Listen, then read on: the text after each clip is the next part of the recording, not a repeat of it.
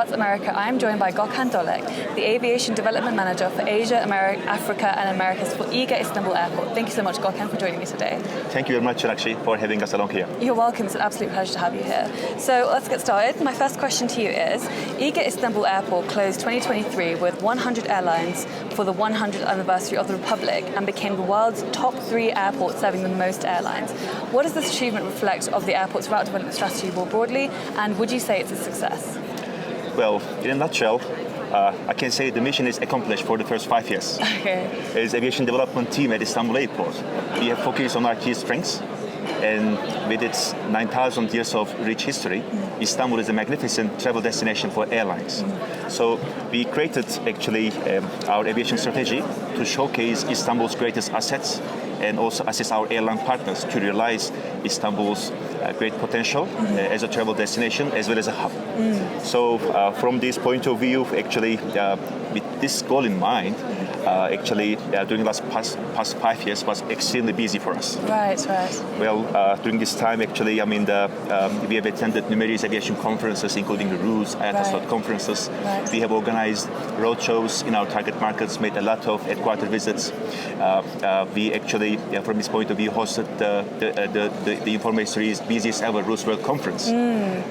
Signed 7 agreements with 7 sister airport agreements during this time. Yeah. So it was a very hectic but very, very fruitful process. Yeah. Also, we signed a global training partnership agreement with ICAO, ACI, and IATA to globalize our manpower via involving in secondary programs and so on. So it was a challenging 5 years, but the outcomes were magnificent. Of course. During this time, we became the busiest airport in Europe for 3 years. Yeah. We surpassed the daily flight record in European civil aviation history. One day after the Champions League final happened in Istanbul last year in June with 1,686 flights. In one day? In one day. Crazy. That was a record. Yeah. So during those 5 years, we acquired 14 new airlines. We opened 45 new destinations. We became the busiest airport in Europe. Yeah. The results was magnificent. It was a challenging task, but today I'm happy to see we managed to achieve it. Yeah, I think it's a testament as well to how much the airport has been doing for passenger traffic, new routes and development. It's a fantastic achievement. Exactly. Yeah.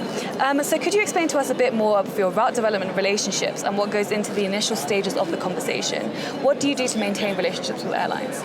Well, in Turkey, we have both elements of Asia and Europe. Yeah. I can say that.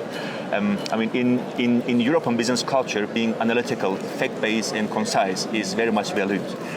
Meanwhile, in Asian business culture, the relations, the community, and this kind of connections are very much significant. Right. So, in Turkey, in Istanbul, we are actually harmonizing these 2 approaches and blending with our warm Turkish hospitality and developing our customized own route development approach. We are very much active in overseas markets. We are traveling a lot to establish very well long-lasting relations from our agent source. At the same time, we are also very analytical. We are always preparing extensive business cases. We are preparing route analysis to showcase our airlines the market gap, where they can make money from our underserved market, which has an incredible history. Right. So this is the approach, how we are approaching to our airline partners. As not seeing them as a customer, but as a partner, maintaining our relations with airlines. That's fantastic that you're engaging with them as well. Exactly. Yeah. So the airport CEO mentioned that the airport will be hosting 5 more airlines in the first 6 months of 2024. Could you speak more of this and what the CEO plans for this year? Well, last year, 2023, was a fantastic, incredible year for us. Yeah. It was the 100th anniversary of our republic. So last year, we acquired 22 new airlines, and we opened approximately 15 new routes. As our CEO mentioned in his year-end briefing, 5 airlines were expected in the first 6 months. So Ural Airlines started their scheduled flights as of the 1st of January this year, and 4 more airlines have announced their flights to Istanbul, and the tickets are already on sale. These are actually Flynas, Croatia Airlines, Air Arabia Abu Dhabi, and Norwegian Airlines. So we are very happy for already announcing these 5 new air service developments. But on the top of these 5, we are preparing ourselves to very shortly announce 2 more exciting needs from our side, from Asia. one Japanese full-service carrier and one Chinese full-service carrier are making their final preparations to announce their flights from Istanbul Airport in the fourth quarter of this year. Okay. So, listeners of this interview, let's give them the privilege of being the first hearing about these revenues. Yeah, that's a good recognition to have. So I guess what is your passenger target for 2024, considering all these new routes that are aiming to be launched, and what will you do to achieve it? Well, last year, 2023 was a milestone for us because as Istanbul Airport, we became the first airport recovering fully in 2022.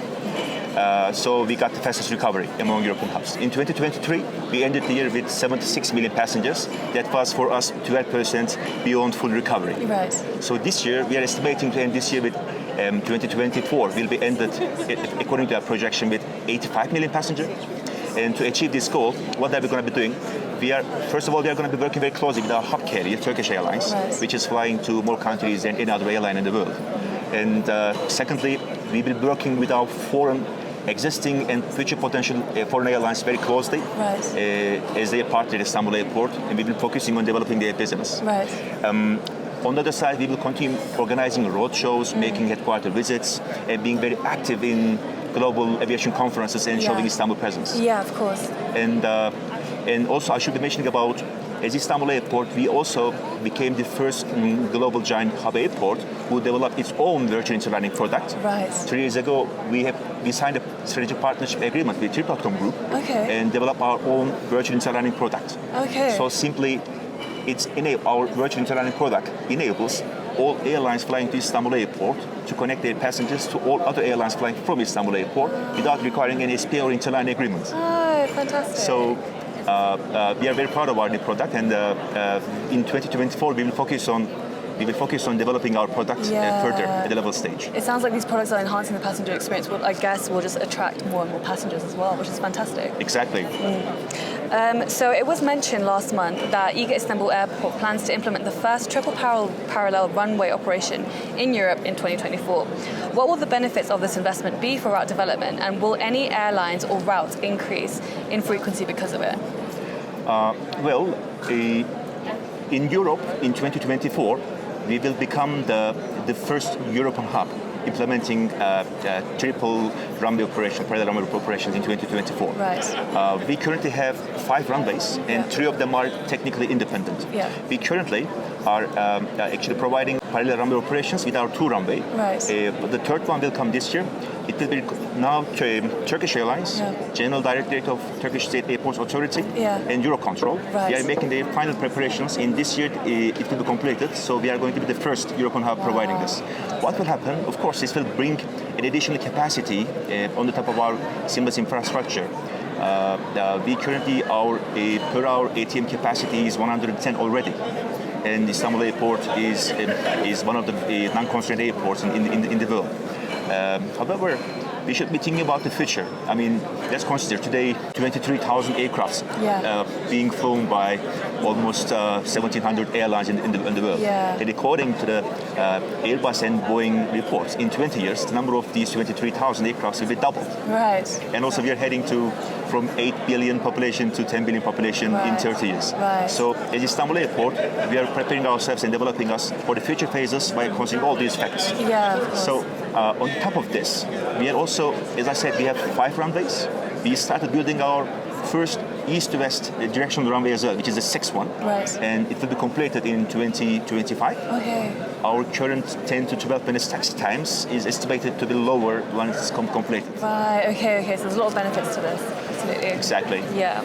And so Singapore Airlines, in partnership with iGA Istanbul Airport, hosted an enlightening workshop focused on waste management at airports' waste disposal section.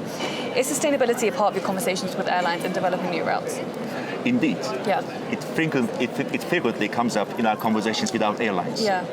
One of the most important topics actually covered by our sustainability approach is waste management at Istanbul Airport.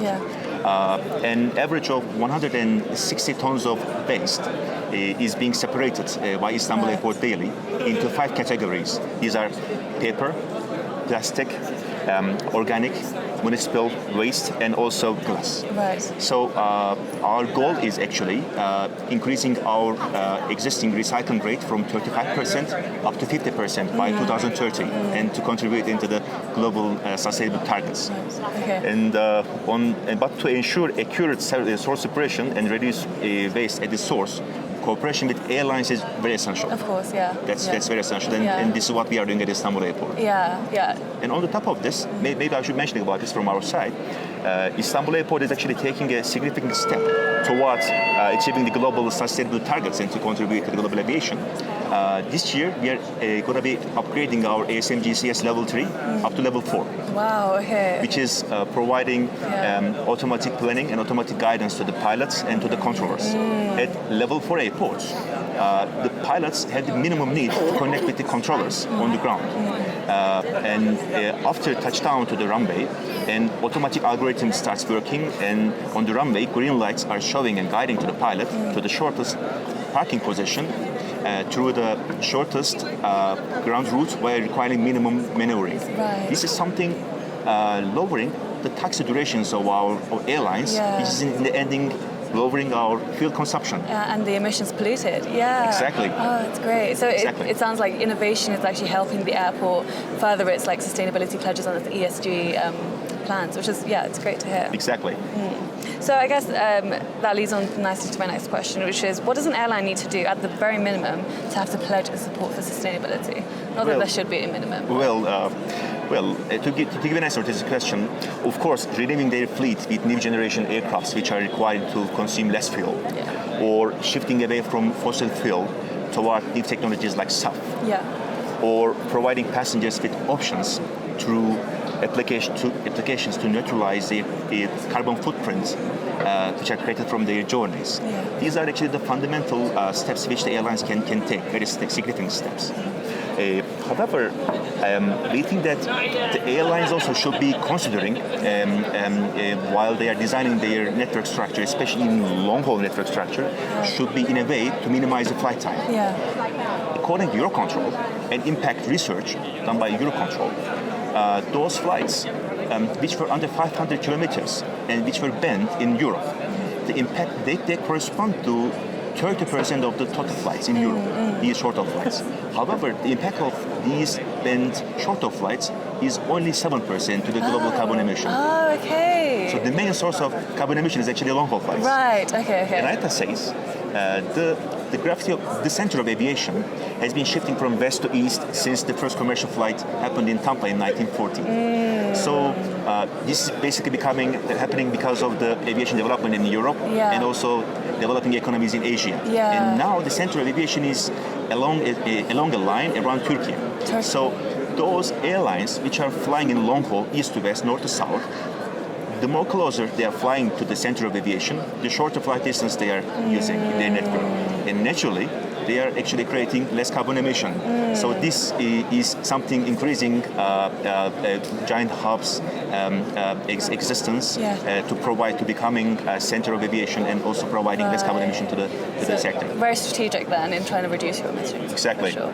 And as like a final Vox Pop question, can you give us your 30-second pitch on why an airline should choose to fly into your airport rather than your competitors?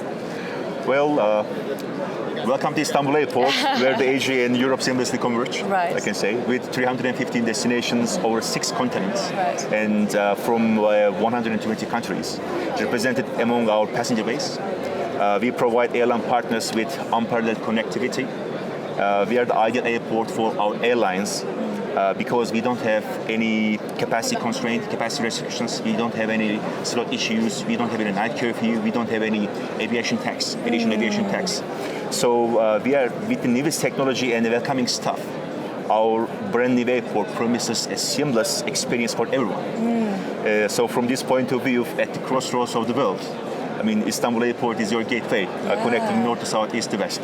So airlines, it's time to join our markets and unlock Istanbul's magical potential. That's fantastic. What a great way to end it. Thank you so much, Gökhan. Thank you very much, Rakshi. Thank you.